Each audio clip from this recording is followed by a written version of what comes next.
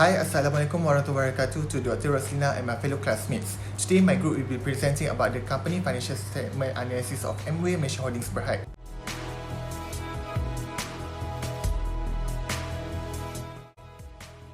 First, let's take a look at the company background. Amway Malaysia is a direct selling company licensed by the Ministry of Domestic Trade and Consumer Affairs, established in 1976 and listed on the Bursa Malaysia main market since 1996. The company has been offering a wide range of meaningfully differentiated quality product under its 5 core product lines, which is nutrition and wellness, skincare and cosmetic, personal care, home care and home tech. Amway Malaysia stands tall within the Amway Worldwide Group as one of the top 10 performing affiliates, backed by the impressive indicators such as sales turnover, profitability, and a strong Amway business owner ABO forces.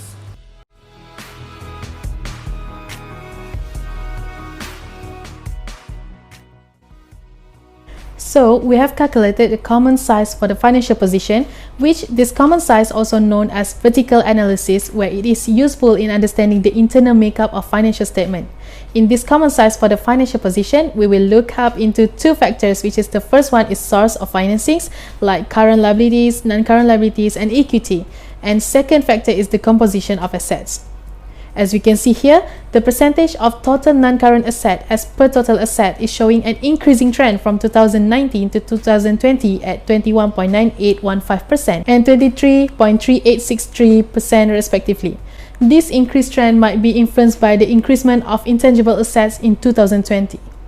While the percentage of current assets as per total assets showing a decreasing trend in 2020, which is at 76.6173% from 2019 at 78.0185%. This trend might happen due to decreasing pattern in the cash and cash equivalents of the company in 2020, where it shows the company has less liquidity at that time. From this information, Amway can increase the cash and cash equivalents by increasing their financing and investing activities. Next, we also can look at the total equity as per total equity and liabilities in 2020. It shows declining pattern from 2019, which is 50.2311% to 46.3316% in 2020.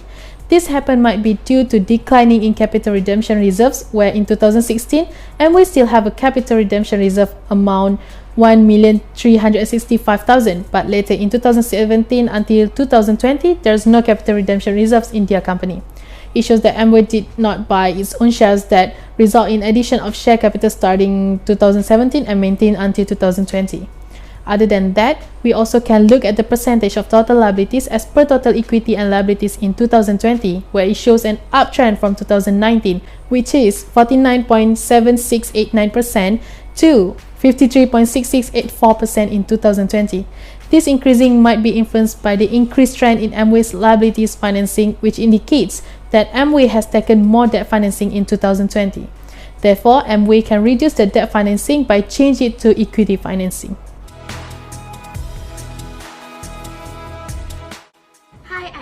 I will continue with the common size analysis of the statement of financial performance.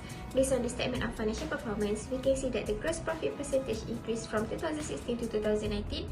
However, the gross profit from 2019 to 2020 is a slightly decrease. This shows that the expenses included by the Amway Berhad in those years changes might be because of pandemics of COVID-19. That's why the profit is a bit reduced compared to a year before. On the other hand, we can see that Amway is having roughly 75% of sale in the form of COGS, and due to that, company's gross profit is stated at only 25% of yearly sales. The percentage of COGS deduction from sales is considered as quite huge, and it tells that this company need to do something in reducing it. The slightly decrease in COGS from 2018 to 2019 shows that the company managed to minimize the costs such as direct materials and direct labor costs. The Amway's EBIT had drastically dropped from 7.22% in 2018 to 6.66% in 2019 and further slightly dropped to 5.40% of sales in 2020. From the decrease of EBIT, we can notice that the company could not avoid fixed costs such as administrative expenses.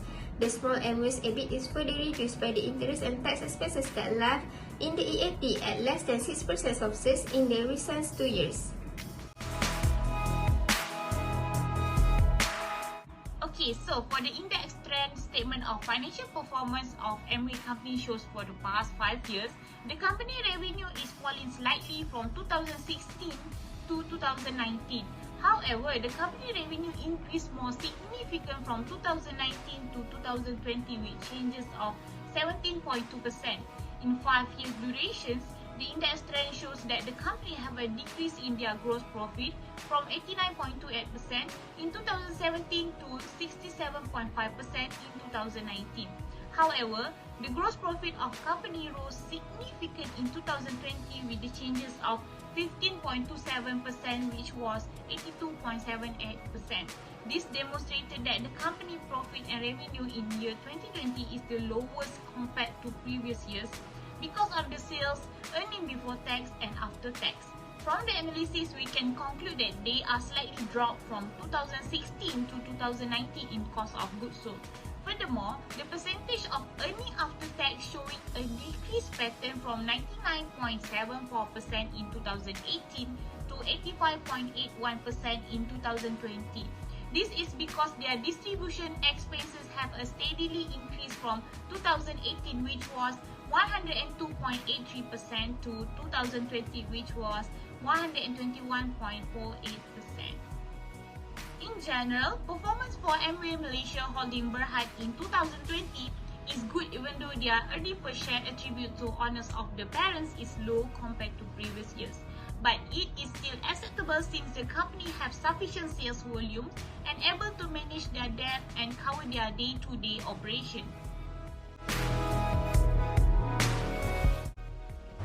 Next, I'm going to present about the index trend statement of financial performance for Amway Malaysia Holdings Berhad for the past 5 years. So, based on the result, we can see that the sales of Amway are falling slightly from 2016 to 2019. However, the company has increased their production in 2020 as their revenue also grows more significant from 2019 to 2020 with the changes of 17.2%. In the 5 years duration, the index trend shows that the company has a decrease in their gross profit from 89.78 in 2017 to 67.5 in 2019. However, the gross profit of the company rose significantly in 2020 with the changes of 15.27, which was 82.78%. In general, the sales increasing in 2020 leads to the increase in the cost of goods sales and reduce the company gross profit. From the analysis, the percentage of earning after tax showing a decreased pattern from 99.74 in 2018 to 85.81 in 2020. This is because their distribution expenses have steadily increased from 2018, which is 102.83% to 2020, which is 121.48%. In general, the performance of Amway Malaysia Holdings Berhad in 2020 is good even though their earning per share attributed to the owner of the parent is still low compared to the previous year, but it's still acceptable since the company have sufficient sales volume and able to manage their debts and cover their day-to-day operations. However, the Amway Malaysia should manage their expenses and cost of goods sold very well and may not depend on their sales.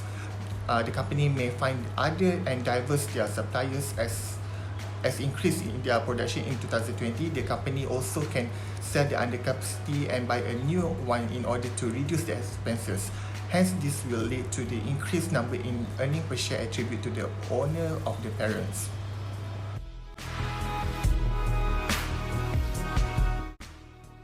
In this presentation section, I will explain about the analysis ratio of the Amway Malaysia Holding Berhad.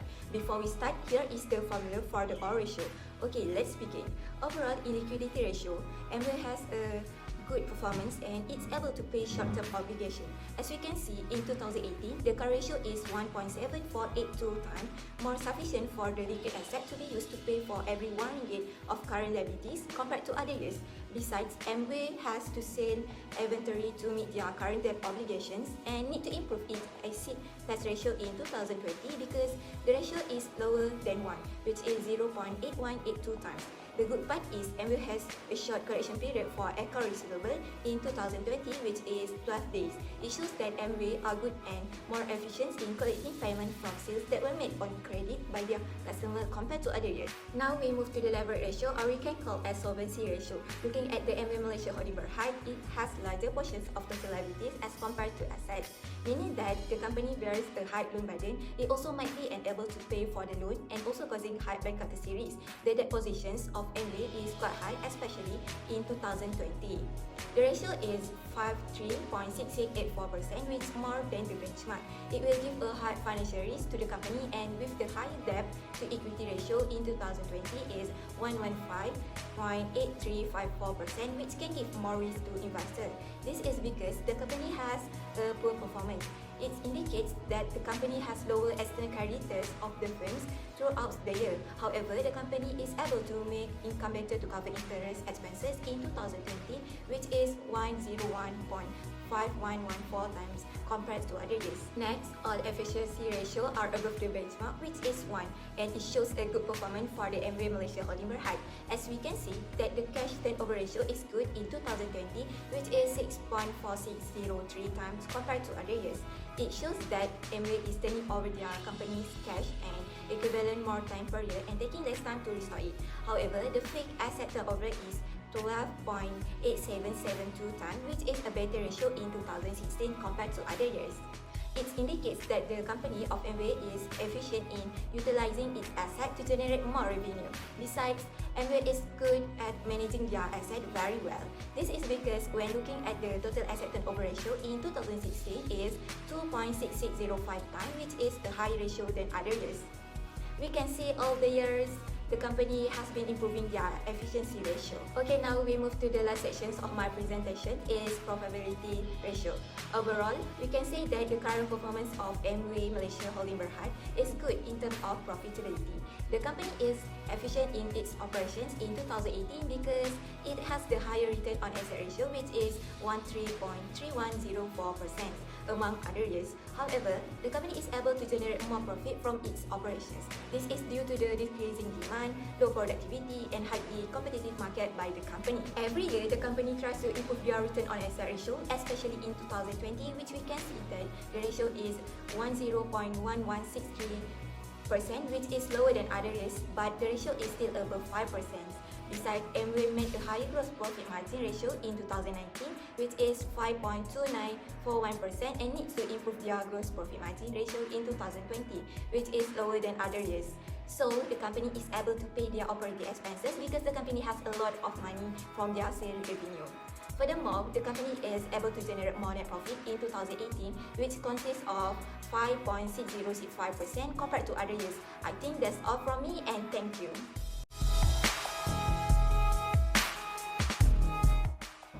In conclusion, based on those common size, index trend and ratio analysis, we can say that the Amway has taken more debt financing in 2020 as the debt ratio is quite higher compared to a year before. This is because they might affected with the current economic issue, which is pandemic of COVID-19, as they are direct selling company. In order to reduce their debt financing, they might change it to equity financing. So I think that is all from us. I would like to end our presentation with a thank you.